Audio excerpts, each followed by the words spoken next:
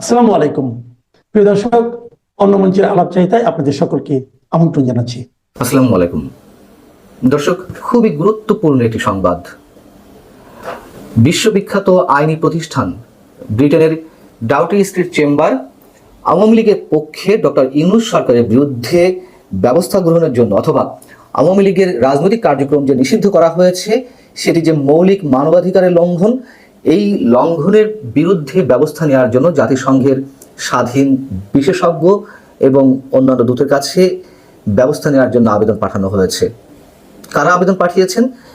Doughty street চেম্বারের অন্যতম প্রভাবশালী দুই সদস্য, একজন স্টিভেন পাউলস কেসি আর একজন হচ্ছেন অ্যালেক্স টিনসলি। তারা দুইজন এই আবেদনপত্র পাঠিয়েছেন এবং স্টিভেন পাউলস কেসি সম্পর্কে বলতে গেলে ছোট করে বলতে হয়, তিনি আন্তর্জাতিক অপরাধ এবং আন্তর্জাতিক মানবাধিকার বিষয়ে বিশ্বজোড়া খ্যাতি সম্পন্ন একজন আইনজীবী। আর অ্যালেক্স টিনসলি তিনিও আন্তর্জাতিক মানবাধিকার, সমুদ্র আইন, ইন্টারপোল এবং প্রত্যর্পণ বিষয়ে বিশেষজ্ঞ। এই বিষয়ে বলার আগে আমি একটু ডাউটি স্ট্রিট চেম্বার সম্পর্কে একটু ছোট করে বলতে চাই। ডাউটি স্ট্রিট চেম্বার সম্পর্কে এর আগেও আমি আপনাদেরকে জানিয়েছি। আর একটু মনে করিয়ে দিই, এটি ব্রিটেন ভিত্তিক একটি আইনি সহায়তা প্রতিষ্ঠান। ফৌজদারি বিচার, পাবলিক আইন, অভিবাসন, কর্মসংস্থান, মানবাধিকার এবং নাগরিক স্বাধীনতা বিষয়ে এই প্রতিষ্ঠানটি কাজ করে এবং নিঃসন্দেহে বড় বড় মানবাধিকার ইস্যুতে তারা বিভিন্ন আইনি লড়াই চালিয়ে যান। এবং বাস্তবতা হচ্ছে এটি যে শুধুমাত্র টাকার জন্য যে তারা কাজ করেন তা নয়। টাকা তো অবশ্যই একটি ফ্যাক্টর, অর্থ অবশ্যই একটি ফ্যাক্টর, কিন্তু তার চেয়ে তাদের কাছে গুরুত্বপূর্ণ হচ্ছে তাদেরকে খেয়াল রাখতে হয় তারা কোন ধরনের মামলা পরিচালনা করছে অথবা কাদের হয়ে তারা আন্তর্জাতিক অঙ্গনে লড়াই করছেন সেই বিষয়টি, অর্থাৎ তাদের রেপুটেশনের দিকেই তারা আগে নজর রাখে। এবং আমাদেরকে অবশ্যই ধরে নিতে হবে এটি যে জাতিসংঘ বা যে কোনো আন্তর্জাতিক প্রতিষ্ঠান কিংবা আন্তর্জাতিক অপরাধ আদালত আইসিসিতে তারা যখন যে কোনো বিষয়ে আবেদন করে, কোনো ফাইল সাবমিট করে, বুঝে নিতে হবে যে তাদের কাছে যথেষ্ট শক্ত তথ্য, উপাত্ত, প্রমাণ রয়েছে। এখন এই আবেদনপত্রের বিষয়টি তারা নিজেরাই নিজেদের ওয়েবসাইটে প্রকাশ করেছে। সেখানে যেটি বলা হচ্ছে, ডক্টর মোহাম্মদ ইউনূস বাংলাদেশে ক্ষমতা গ্রহণ করেন এবং 8 আগস্ট 2024 সালে একটি অন্তর্বর্তীকালীন প্রশাসন প্রতিষ্ঠা করেন। ডক্টর ইউনূস ক্ষমতা গ্রহণের পর থেকে বাংলাদেশে আওয়ামী লীগের সমর্থক, এর সাথে যুক্ত ব্যক্তিরা এবং সংখ্যালঘুদের উপর ব্যাপক আক্রমণ শুরু করা হয়েছে।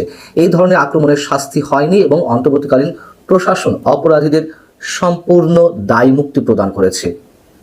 অন্তর্বর্তীকালীন প্রশাসন 2026 সালের ফেব্রুয়ারিতে নির্বাচন অনুষ্ঠানে উদ্যোগ নিয়েছে। এই প্রতিশ্রুতি রক্ষা করা হবে কিনা তা এখনো দেখার বিষয়। আমাদের প্রধান উপদেষ্টা ফেব্রুয়ারি মাঝামাঝিতে বা ফেব্রুয়ারিতে যে রোজা, সেই রোজার আগে আগে নির্বাচন অনুষ্ঠানে প্রতিশ্রুতি দিয়েছেন। দেখুন, আমি শুরু থেকেই বলে আসছি, ডক্টর মোহাম্মদ ইউনূস এই বিষয়টি জানিয়ে বা নির্বাচনে একটি সম্ভাব্য সময়সীমা দিয়ে রাজনৈতিক দলগুলোকে একটু ঠান্ডা রাখার চেষ্টা করেছে, মূলা ঝুলিয়ে রেখেছে সোজা কথা বলতে গেলে।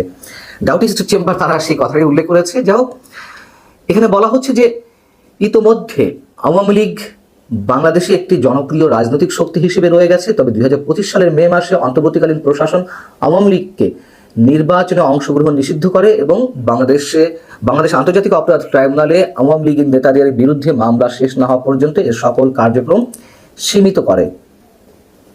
এবং আওয়ামী লীগের নিষেধাজ্ঞা কিভাবে মৌলিক মানবাধিকার লঙ্ঘন করে, বাংলাদেশের আইনের শাসন এবং গণতন্ত্রকে ক্ষুণ্ণ করে, সেই প্রশ্ন তুলে ধরা হয়েছে এই আবেদনে। আপিলটিতে স্বাধীন বিশেষজ্ঞ এবং অন্যান্য প্রতিনিধিদের অন্তর্বর্তীকালীন প্রশাসনকে জরুরি ভিত্তিতে অবাধ ও সুষ্ঠু নির্বাচন অনুষ্ঠানের জন্য আওয়ামী লীগের উপর থেকে নিষেধাজ্ঞা প্রত্যাহার করার এবং এই ধরনের যে কোনো নির্বাচনে তাদের সম্পূর্ণ অংশগ্রহণের অনুমতি দেওয়ার জন্য অনুরোধ করার আহ্বান জানানো হয়েছে। এটি হচ্ছে ডাউটি স্ট্রিট চেম্বারের ওয়েবসাইটে যেই বিজ্ঞপ্তিটি প্রকাশ করা হয়েছে তার মোটামুটি সম্পূর্ণটাই আমি আপনাদেরকে জানালাম। আগেই বলেছি, ডাউটি স্ট্রিট চেম্বার যেন তেন কোনো ধরনের কোনো ল ফার্ম নয়। এর আগে আমি আপনাদেরকে জানিয়েছিলাম যে আন্তর্জাতিক অপরাধ আদালত আইসিসিতে তারা আওয়ামী লীগের হয়ে ডক্টর ইউনূস সরকারের বিরুদ্ধে ফাইল সাবমিট করতে যাচ্ছে। এটি এখনো পর্যন্ত হয়েছে কিনা আমি জানি না। তারা নিজেরাই জানিয়েছিল যে তারা এই ধরনের একটি উদ্যোগ নিয়েছে এবং সেখানে যা বলা হয়েছিল সেটিও আমি একটু আপনাদেরকে মনে করিয়ে দিই। 8 আগস্ট 2024 সালে ডক্টর মোহাম্মদ ইউনূস বাংলাদেশের ক্ষমতা গ্রহণের পর থেকে সাংবাদিক, পুলিশ অফিসার, সংখ্যালঘু ও প্রাক্তন সরকারি দল আওয়ামী লীগের সাথে যুক্ত ব্যক্তিদের বিরুদ্ধে বিনা উস্কানিতে অসংখ্য সহিংস আক্রমণের ঘটনা ঘটেছে। হত্যার অভিযোগে, মিথ্যা ফৌজদারি অভিযোগে নির্বিচারে কারাগারে আটক রাখা হয়েছে, বিশেষ করে সাংবাদিকদের।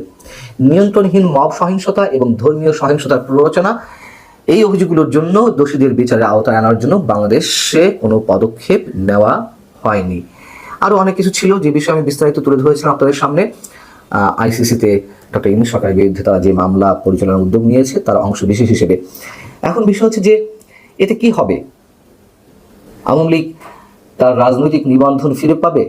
আওয়ামী লীগ ওপেন রাজনীতি করার সুযোগ পাবে? আওয়ামী লীগ নির্বাচনে অংশগ্রহণের সুযোগ পাবে?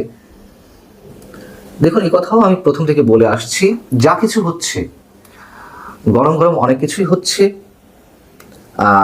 শেষমেশ আওয়ামী লীগকে নিয়েই নির্বাচন করতে হবে। আওয়ামী লীগের বিরুদ্ধে যত অভিযোগ থাক না কেন, অবশ্য অভিযোগ রয়েছে, নির্দ্বিধায় আমরা এটুকু বলতে পারি। এবং সেই সব অভিযোগের বিষয়ে যে মামলাগুলো এর মধ্যে পরিচালিত হচ্ছে বাংলাদেশ আন্তর্জাতিক অপরাধ ট্রাইব্যুনালে, সেগুলো নিয়েও এর মধ্যে প্রশ্ন উঠেছে। মানে অতিমাত্রার শাস্তি নিশ্চয়তার বিধান করতে গিয়ে একেবারে হসপস বাঁধিয়ে দিয়েছে সরকারের পক্ষ থেকে যারা এই বিষয়গুলো তদারকি করছেন সেগুলা। অতএব সেই মামলাগুলো নিয়েও কিন্তু অনেক বড় প্রশ্ন আন্তর্জাতিক মহলে উঠতে শুরু করেছে, আগামীতে ভবিষ্যতে আরো বেশি করে উঠবে। যেমন ধরুন, আমি সাবেক মেজর জেনারেল জিয়াউল হাসানের কথা বলি। তার সম্বন্ধে প্রসিকিউটর, মানে আমাদের আন্তর্জাতিক অপরাধ ট্রাইব্যুনালের চিফ প্রসিকিউটর, তিনি এমন কথা উল্লেখ করেছেন যে তিনি 1000-এরও বেশি মানুষকে হত্যা করেছেন। এগুলো হচ্ছে কি, যে অতিমাত্রায় বাড়াবাড়ি। তার বিরুদ্ধেও অনেক ধরনের অভিযোগ থাকতে পারে, কিন্তু সুনির্দিষ্ট অভিযোগ কিংবা গ্রহণযোগ্য কোনো অভিযোগ দাঁড় করাতে হবে। একটা মানুষ সেনাবাহিনীতে চাকরি করছেন, মেজর জেনারেল পদে, হতে পারে তিনি আরো কয়েক বছর আগে থেকে হত্যাকাণ্ড শুরু করেছেন। যদি আমরা চিফ প্রসিকিউটরের কথাই ধরে নিই, কিন্তু 1000 মানুষকে হত্যা করা, এটা কিভাবে সম্ভব? এই ধরনের অভিযোগও আনা হচ্ছে। এবং আমরা দেখতে পাচ্ছি যে যাদেরকে হত্যা করা হয়েছে সেই হত্যার শিকার অনেকেই জীবিত ফিরছেন। এই মামলাগুলো ভবিষ্যৎ কি আমরা জানি না। এখন তড়িঘড়ি করে যে মামলাগুলো পরিচালনা করা হচ্ছে, নিষ্পত্তি করা হবে এই বছরের মধ্যে অনেকগুলা, শেখ হাসিনার বিরুদ্ধে কোনো মামলার রায় দেওয়া হবে। ইচ্ছাগুলো তো 1 সপ্তাহের মধ্যে রায় দিয়ে যায়, তাই না? ইচ্ছাগুলো 1 মাসের মধ্যে রায় দিয়ে দেওয়া যায়। লাভটি কি তাতে? সেগুলো কি কার্যকর করা যাবে? নিজেরাই নিজেদেরকে বিতর্কিত করছে। যে ধরনের তথ্যপাত্র বিচারের জন্য তাদের হাতে ছিল, হয়তো অনেক কিছু সুষ্ঠুভাবে করা যেত, কিন্তু শুধুমাত্র রাজনৈতিক প্রতিহিংসা থেকে যা কিছু হচ্ছে এবং তার অংশের ভিত্তিতে ডাউটি স্ট্রিট চেম্বার যা জাতিসংঘে একটি আবেদন করলো, এটাই কিন্তু সারা বিশ্বে ছড়িয়ে পড়বে। এবং বিশ্বের ওয়াকিবহাল বা সচেতন মানুষ জানে যে ডাউটি স্ট্রিট চেম্বারের ভারী কি কতটা, তাদের ওজন কতখানি, তারা কোন কোন বিষয়ে মুভ করে, এটা খুবই ভালো করে জানার কথা যারা কম বেশি খোঁজখবর রাখেন। এখন দেখা যাক কি হয়। ভালো থাকুন, আল্লাহ হাফেজ।